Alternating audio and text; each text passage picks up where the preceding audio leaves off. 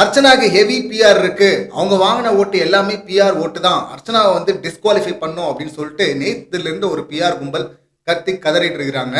Disqualify பண்ணிட்டாங்கன்னு வேற ஓட்டிட்டு இருக்கிறாங்க. யாருன்னு பார்த்தா ஃபேக் மம்மி, விசித்ரா மம்மி இருக்காங்களா, டம்மி மம்மி, இந்த மம்மியுடைய பிஆர் ஓட்டுகள் தான் அதிகம். அர்ச்சனாக்கு பிஆர் இருக்காங்களான்னா இருக்கிறாங்க. அர்ச்சனாக்கு தான் நிறைய பிஆர் இருக்கிறாங்க. ஏன்னா அர்ச்சனா இப்ப லீட்ல இருக்கிறாங்கல்ல. இப்ப அடுத்து இருக்கிற 2வது 3வது 4வது 5வதுன்னு இருக்கிறாங்கல்ல, இவங்க எல்லாருடைய பிஆரும் கட்டம் கட்டுறது அர்ச்சனாவை தான். அந்த வகையில சொல்லணும் அப்படின்னா எஸ், அர்ச்சனாவுக்கு பிஆர் இருக்கிறாங்க. அர்ச்சனாவை டிஸ்குவாலிஃபை அதுக்கெல்லாம் பண்ண முடியாது. ஏன்னா ஒருத்தர் ஜெயிக்க விடாம பண்றதுக்கு, இன்னும் சொல்ல போனா பிஆர் வந்து ஓட்டெல்லாம் போட மாட்டாங்க, ஓட் போட சொல்லி இன்ஃப்ளூயன்ஸ் பண்ணுவாங்க. மற்ற கண்டெஸ்டன்ட், அதாவது யார் லீட்ல இருக்கிறாங்களோ அவங்கள வந்து டேமேஜ் பண்ண ட்ரை பண்ணுவாங்க. அதுதான் இந்த பிஆர் ஒர்க். அந்த வகையில் ஹெவி பிஆர் ஒருத்தருக்கு இருக்கு அப்படின்னா அது வந்து இந்த ஃபேக் மம்மிக்கு தான் இருக்கு. ஏன்னா ஃபேக் டாக்டரேட் வச்சுட்டு தான் இவங்க உள்ள என்ட்ரியே கொடுக்குறாங்க. டாக்டரேட், ஆனரரி டாக்டர் அது. ஆனால் இப்போ வரையுமே இந்த உருட்டுகள் உருட்டுறதுன்னா பிஹெச்டி சைக்காலஜி அப்படின்னு சொல்லிட்டு ஊட்டிட்டு இருக்கிறாங்க. அந்த பிஹெச்டி சைக்காலஜி டாக்டர் அப்படிங்கிறது இந்த கேம்ல எங்கெங்க இன்ஃப்ளூயன்ஸ் பண்ணுச்சுன்னா பண்ணிச்சே. நீங்க ஸ்டேஜில் இன்ட்ரோடக்ஷன் எபிசோட்ல கமல் சார் கூப்பிட்டு பக்கத்தில் நிற்க வச்சு அந்த சர்டிஃபிகேட்டை காட்டி ஃபேக் டாக்டரேட், ஆனரரி டாக்டரேட், அதுக்கான ஆதாரத்தை நான் ஏற்கனவே வீடியோவாக போட்டிருக்கிறேன்.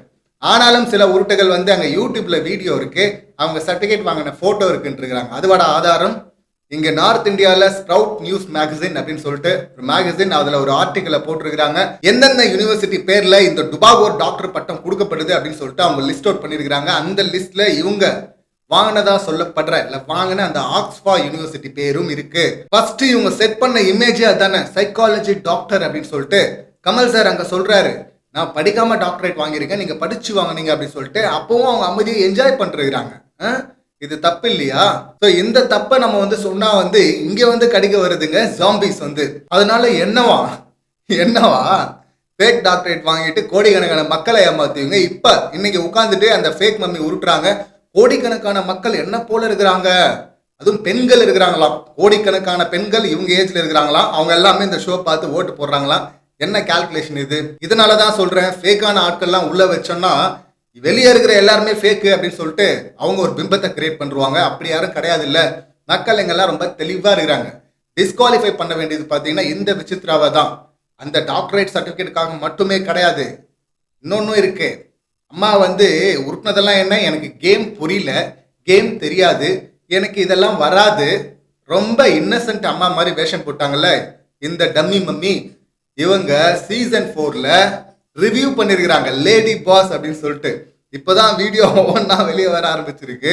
இந்த இன்ஃபர்மேஷன் நிறைய பேர் ஆரம்பத்துல இருந்தே சொல்லிட்டு இருந்தாங்க, அவங்க ரிவ்யூ பண்ணிருக்கிறாங்க அப்படின்னு. நம்ம எதுவுமே பார்க்கலையே அப்படின்னு நினைச்சோம். ஆனால் சீசன் 4ல சரி வேற ஏதாவது மொழியில பண்ணியிருப்பாங்க போல இருக்குன்னு நினைச்சா கடைசியில தமிழ்ல தாங்க பண்ணிருக்கிறாங்க.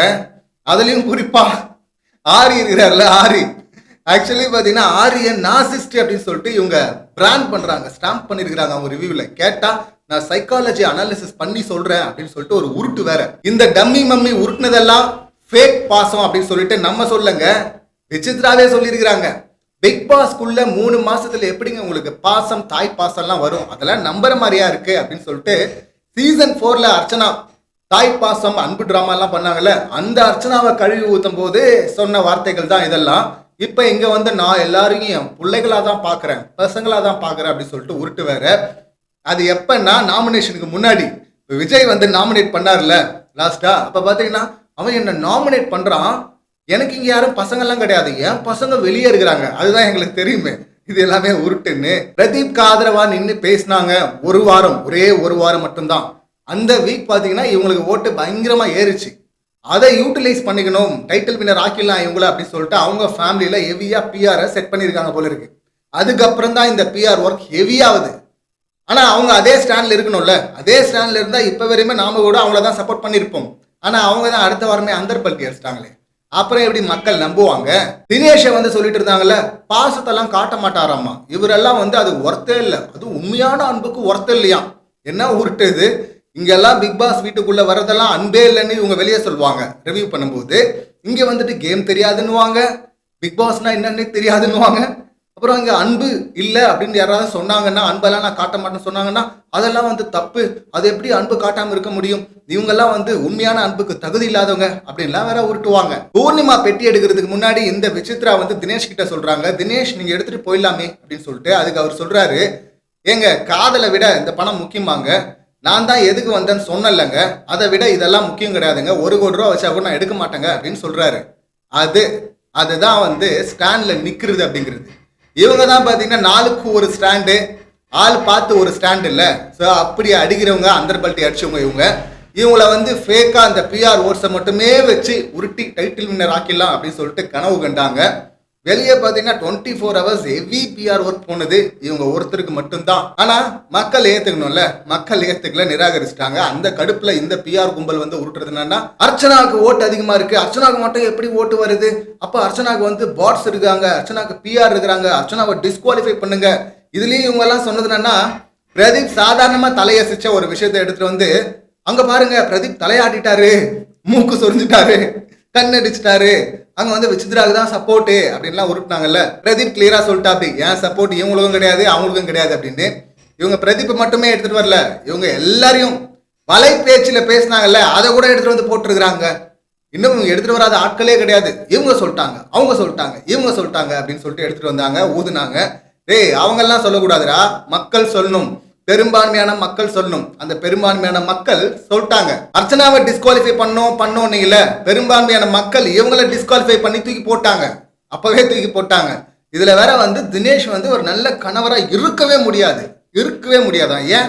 அவர் என்ன உறவு வேணா இருக்கலாமா, அண்ணனாவோ இல்ல மற்ற உறவுகள்ல எதுல வேணா அவர் கரெக்டா இருக்கலாம். ஆனா ஹஸ்பண்டா மட்டும் இருக்கவே முடியாது. யார் இவங்க? என்ன ஷோ நடக்குதுங்க? இவங்க ஹஸ்பண்ட் டெஸ்ட் எல்லாம் பண்றதுக்கு இல்ல என்ன குவாலிஃபிகேஷன் இருக்கு இவங்களுக்கு பண்றதுக்கு? இந்த ஃபேக் டாக்டரேட்டா?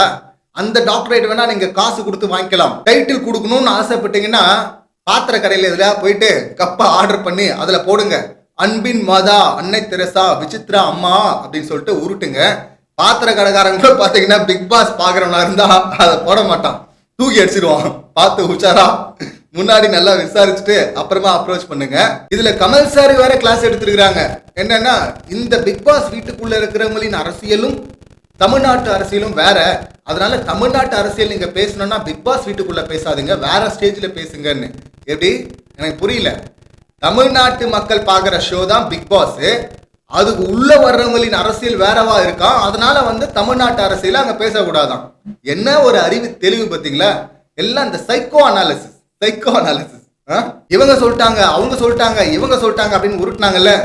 இப்ப ஆரிய இவங்க திட்டினதெல்லாம் வந்து வெளியே விட்டுருக்கிறாங்க. அதுக்கெல்லாம் என்ன சொல்றது, எப்படி உருட்டுறதுன்னு தெரியாம இந்த கும்பல் முழுகிறத பார்க்கும்போது செம காமெடியா இருக்கு. இத்தனை நாளா வெளியே வராம இருந்த அந்த ரிவ்யூ பண்ண கிளிப் எல்லாம் இப்ப எப்படி வெளியே வந்தது அப்படிங்கிறது ஒரு கேள்விதான். அதை யார் பண்ணாங்கன்னு தெரியல, என்ன காரணத்துக்காக பண்ணாங்கன்னு தெரியல. பட் அது என்ன காரணத்துக்கு பண்ணியிருந்தாலும் அது நடந்த விஷயத்தை தானே வெளியே எடுத்துட்டு வந்திருக்கிறாங்க.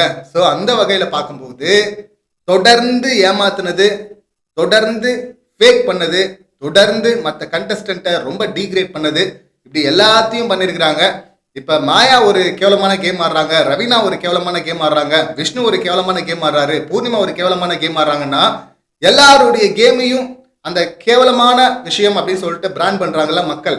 அந்த விஷயங்கள்லாம் பொறுக்கி எடுத்து ஒன்னா போட்டு அரைச்சி எடுத்து ஒருத்தர் விளையாடினா எப்படி இருக்குமோ அப்படிதான் இருந்தது இவங்களுடைய பிளே. ஸோ டிஸ்குவாலிஃபை பண்ணப்பட வேண்டியது அர்ச்சனா இல்ல, விசித்ரா. மக்கள் பண்ணிட்டாங்க, இன்னும் ஷோல அதை பண்ணல, ஷோல எவிக் தான் பண்ணுவாங்க. அந்த நியூஸும் சீக்கிரமா வரும் அப்படின்னு சொல்லிட்டு எதிர்பார்க்கிறேன். இந்த சம்பவங்களை நீங்க எப்படி பாக்குறீங்க அப்படிங்கிற கருத்தை பதிவு பண்ணுங்க.